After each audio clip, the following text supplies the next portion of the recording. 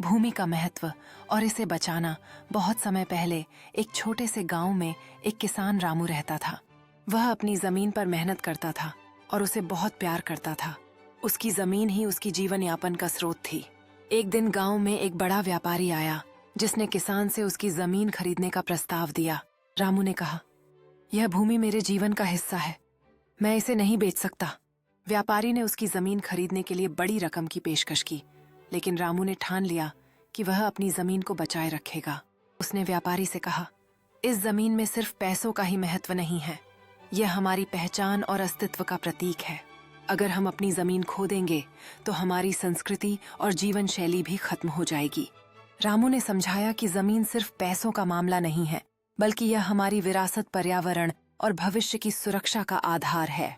उसने व्यापारी को बताया कि जमीन की सुरक्षा से ही हमारा भविष्य सुरक्षित रहेगा। वह दिन और आज का दिन रामू ने अपनी जमीन को सुरक्षित रखा और आने वाली पीढ़ियों को भी जमीन की महत्ता समझाई।